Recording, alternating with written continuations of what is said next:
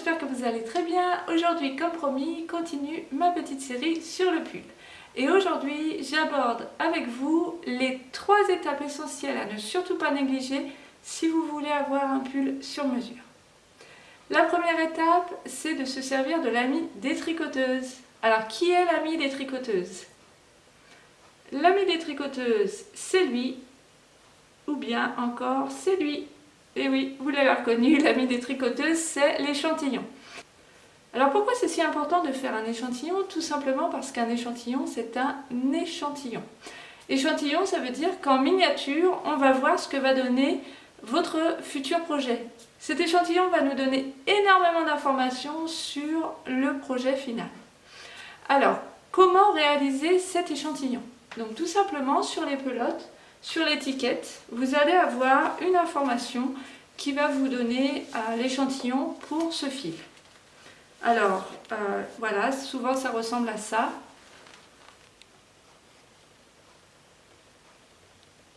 On va vous indiquer les aiguilles qu'il faut utiliser pour votre échantillon et combien de mailles et de rangs vous devriez obtenir avec ce numéro d'aiguille.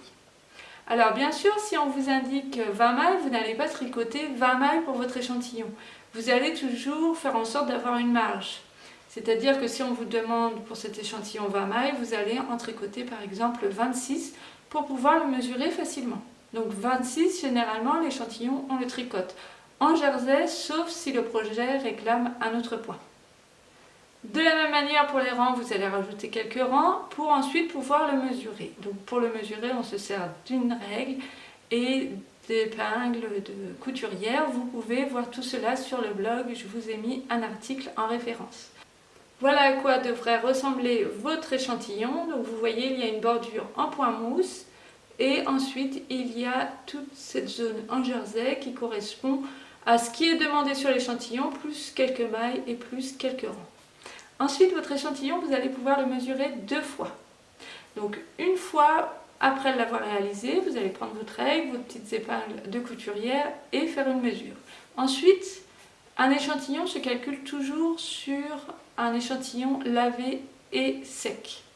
Donc ensuite, vous allez le laver, alors en suivant les indications sur la pelote, bien entendu, le mettre à sécher à plat et ensuite vous prendrez vos mesures. Ces mesures-là, les deuxièmes, seront les mesures que nous utiliserons pour se faire un pull sur mesure.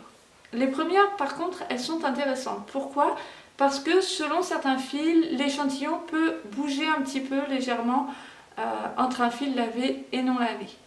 Donc si vous voyez qu'il y a une variation, cela veut dire que quand vous allez tricoter votre pull, donc avec un fil non lavé, ce ne sera pas tout à fait représentatif de ce que vous obtiendrez à la fin, une fois qu'il sera lavé. Donc ce sera bien sûr à prendre en compte. Alors pourquoi l'échantillon, c'est aussi l'ami des tricoteuses? Tout simplement parce qu'il va nous permettre de rentrer en contact avec notre futur projet, de prendre plaisir avec ce nouveau fil que nous avons choisi pour ce futur pull. Et donc c'est comme une mise en bouche en fait du projet que nous allons accomplir. Autant avant, moi j'avais beaucoup de réticence à faire des échantillons, déjà je trouvais ça long et surtout je trouvais ça inutile. Tout simplement parce que je n'avais pas compris du tout comment on s'en servait. J'arrivais à le mesurer correctement, mais après, que faire de tous ces chiffres? J'étais complètement perdue. Or, si on sait se servir d'un échantillon, on n'aura plus jamais un pull trop petit, trop serré, trop grand, trop large. On aura forcément un pull sur mesure. En fait, ce sont bien entendu des mathématiques. Là aussi, je l'explique dans certains articles du blog. Et en fait, tout simplement, c'est une règle simple que l'on étudie généralement à l'école primaire. C'est la règle de 3. Alors, il va falloir comprendre comment s'en servir pour obtenir un tricot sur mesure. Donc, je vous laisse aller voir les articles de blog que j'ai mis en référence. Et vous avez aussi dans la tricothèque des mémentos pour vous expliquer plus brièvement et de manière plus synthétique comment vous servir de l'échantillon. Alors maintenant, je suis complètement réconciliée avec mon ami l'échantillon et c'est vrai que ça ne me viendrait plus jamais à l'esprit de partir sur un projet de vêtements sans faire d'échantillon. Ça me paraîtrait complètement absurde. Et pour aller plus loin même, il m'arrive régulièrement de faire plusieurs échantillons avant de démarrer un projet. Donc c'est le cas par exemple pour cet échantillon-ci. Là c'est la laine Gilliatt ici que j'ai échantillonné pour un gilet. Et en fait, quand vous allez faire votre échantillon, c'est aussi un bon moyen d'imaginer le futur rendu. Ici j'ai choisi les aiguilles qui étaient préconisées, mais mon tricot est trop serré, je le trouve trop dense. Je sens que si je tricote avec cette taille d'aiguille, en fait, ça va manquer de souplesse. Ce sera un petit peu trop rigide à mon goût. Donc je sais que là, je vais rééchantillonner avec des aiguilles un tout petit peu plus épaisses, donc 1,5 mm au-dessus. Ça pourrait être aussi 0,25 mm au-dessus, pour voir ce que ça donne, si je gagne en souplesse et si le rendu de l'échantillon me convient mieux pour partir sur un projet. Le deuxième point essentiel à ne surtout pas négliger si vous partez sur un projet de vêtements, ce sont les mensurations. Donc les mensurations, c'est tout simplement mesurer la taille de son corps à certains endroits bien précis. Alors pour moi, je fais une distinction entre les femmes, les hommes et les enfants. Les enfants, les bébés. Alors, tout simplement, les femmes, elles ont la chance d'avoir un corps magnifique avec des formes. Et donc on va prendre en compte ces formes pour les mettre en valeur. Le but c'est justement que chaque femme se sente belle telle qu'elle est. Chaque femme pour moi est jolie telle qu'elle est. Il y en a des grandes, des petites, des personnes avec beaucoup de rondeur, des personnes plus menues. Et en fait le pull doit mettre en valeur le corps tel qu'il est. Alors pour cela, pour la femme, il va falloir prendre les mensurations sur 3 points. Donc bien sûr, vous vous en doutez, il y a la poitrine. Donc vous allez prendre votre tour de poitrine avec 1 mètre sur le point le plus haut et porter quelque chose que vous aimeriez porter sous votre pull. Ensuite, la deuxième mesure très importante chez la femme, c'est le tour de hanche. Donc sachez que les femmes ont un tour de hanche qui évolue avec l'âge, avec les grossesses. Et donc il est fort possible que votre tour de hanche puisse se modifier au fil des années. Ça a été mon cas et c'est le cas de la plupart des femmes puisque c'est tout à fait naturel en fait. Ensuite, la dernière mesure à prendre pour les femmes, ce sont les biceps. Donc ça va être le tour de bras ici. Là vraiment il n'y a pas de règle chez les femmes.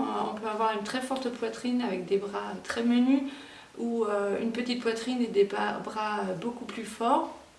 Donc c'est une mesure à prendre en compte.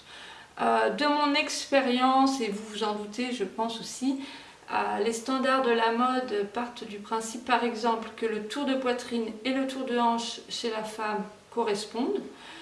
Je peux vous dire que dans mes élèves par exemple de la classe tricot, il y a moins d'une élève sur 10 qui a des mensurations qui rentrent dans les standards de la mode.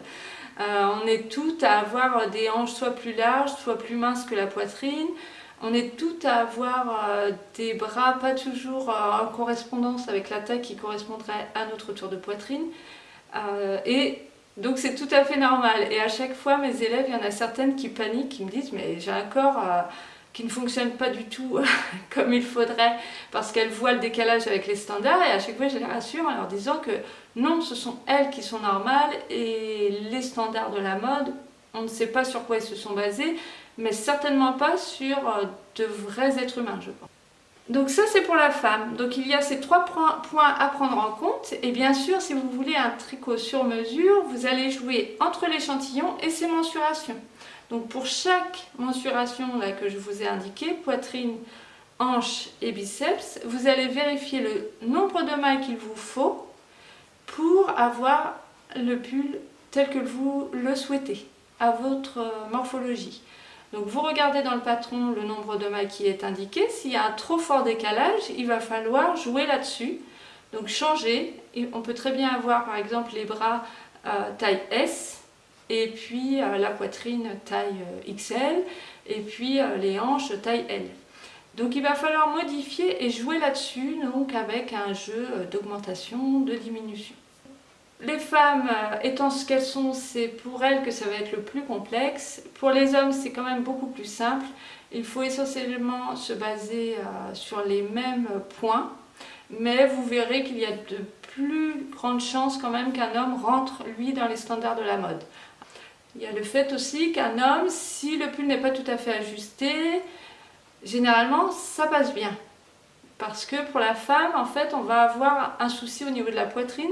Si c'est trop large tout au long du pull, il va y avoir un effet un petit peu montgolfière qui ne sera pas joli. Alors qu'un homme, on a comme une sorte de variation possible. Et ça restera assez joli.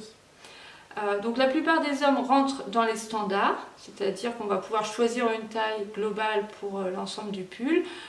Mais ça arrive aussi qu'il faille faire des adaptations. J'ai une de mes élèves qui a tricoté un pull pour son mari et ce monsieur, il avait des bras très fins par rapport à son tour de poitrine. Donc on a adapté le patron pour que ça lui aille parfaitement. Pour les enfants, c'est encore plus simple. Les enfants, on va essentiellement se baser sur le tour de poitrine. Les enfants, c'est un petit peu comme les maris, c'est pratique. Si le pull flotte un petit peu au niveau des bras, au niveau des hanches, en fait ce sera joli de toute façon. Ce qui est important, c'est le tour de poitrine, d'ajuster au niveau du tour de poitrine et généralement tout va bien ensuite. Alors pour les enfants c'est plus facile, malgré tout ça ne vous empêche pas de faire un échantillon pour être sûr de partir sur de bonnes bases. Les enfants, il faut aussi ne pas s'étonner parce que si vous avez des enfants qui sont fins ou menus, donc c'est le cas des miens, qui sont très menus mais qui sont grands, on va avoir en tricot, alors ça change des habits du commerce là pour le coup, mais par exemple en tricot, moi pour mon petit garçon, je vais lui faire du 6 ans, il a actuellement 7 ans et dans le commerce je lui achète du 8 ans. Donc il faut voir un petit peu selon votre enfant. Donc prenez bien son tour de poitrine, vous vous basez là-dessus et ensuite vous modifiez les longueurs. Pour en finir avec les mensurations, sachez aussi que vous allez pouvoir choisir un petit peu l'aisance que vous désirez. Donc on va pouvoir choisir entre un pull ajusté, un pull très ajusté ou un pull un petit peu plus large. Donc c'est ce qu'on appelle l'aisance positive. Donc ça veut dire un petit peu plus large que si le pull vous allez vraiment coller au niveau du corps. Moi je choisis toujours d'avoir un petit peu d'aisance positive. Mais vous pouvez aussi choisir d'avoir de l'aisance négative. Alors ça c'est important quand votre tricot comporte un point de dentelle. Donc par exemple une bande de dentelle, il va falloir que le tricot soit un petit peu étiré. Donc on va choisir d'avoir de l'aisance négative, donc que le tricot soit un petit peu moins large que ce qu'il devrait. Et même chose pour les torsades. Les torsades gagneront à être un petit peu étirées, ce sera plus joli. Donc vous allez pouvoir jouer sur ces variations aussi au niveau de l'aisance. Même chose pour vos hommes, enfin les hommes pour qui vous tricotez, ou pour les enfants, vous pouvez voir un petit peu selon ce qu'ils aiment porter en dessous, selon s'ils aiment être à l'aise dans leur tricot ou bien s'ils préfèrent quelque chose d'ajusté. Et vous n'oublierez pas donc d'ajouter ces centimètres aux mensurations. Alors maintenant on va aborder la question de la morphologie. Là aussi ça concerne essentiellement les femmes. En fait vous allez choisir un modèle aussi selon votre morphologie. Alors par exemple toutes les personnes qui ont des poitrines assez fortes vont plutôt choisir des cols V ou des cols plongeants. Les personnes menues pourront choisir des cols ronds qui les avantageront. Vous allez aussi pouvoir changer la forme globale du corps du pull.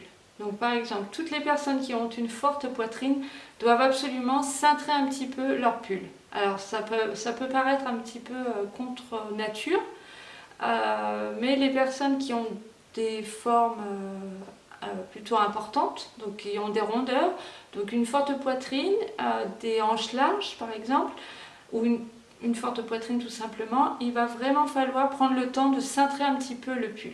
Alors cintrer, ça ne veut pas dire forcément vraiment avoir une courbe qui se voit à l'œil nu, mais simplement faire quelques diminutions, même si on ne les voit pas quand on pose le pull à plat, En fait, ça va vraiment changer la coupe du pull et ça conviendra bien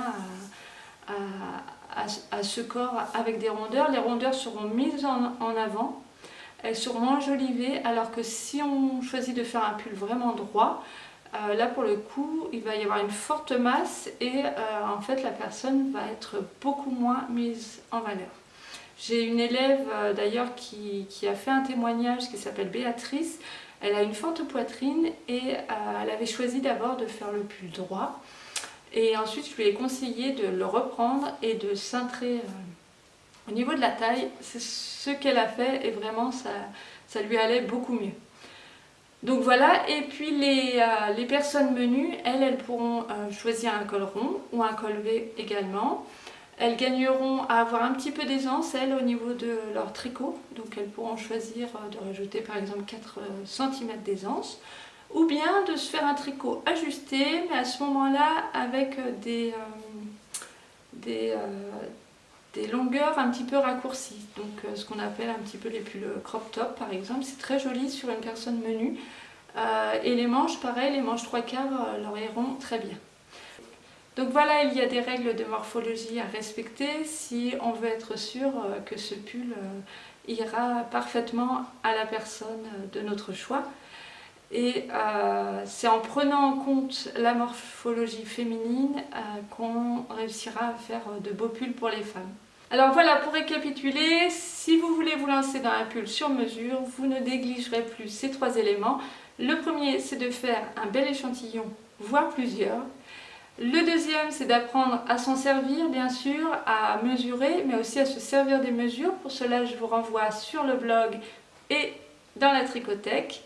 La troisième étape essentielle, c'est que vous prendrez les mensurations, que ce soit un pull pour vous ou pour une autre personne, un enfant, un bébé, un adulte. Vous allez prendre les mensurations ou lui demander de prendre ses mensurations pour être sûr de faire un pull sur mesure. Avec ces mensurations, vous allez recalculer combien de mailles il vous faut selon votre échantillon. Et là, vous avez de grandes chances de partir sur un projet qui fait sens et qui correspondra à la personne à qui le pull est destiné. J'espère au moins que cette vidéo en aura réconcilié plus d'une avec l'échantillon. L'échantillon, c'est notre ami et si vous voulez en savoir plus, allez lire les différents articles sur le blog, vous verrez qu'il n'y a rien de sorcier avec l'échantillon et que dès qu'on le maîtrise, tout s'ouvre à nous. Demain, je vous retrouve avec grand plaisir pour vous parler des 6 erreurs à ne surtout pas commettre si vous voulez éviter d'avoir un échec tricotesque. Alors à demain!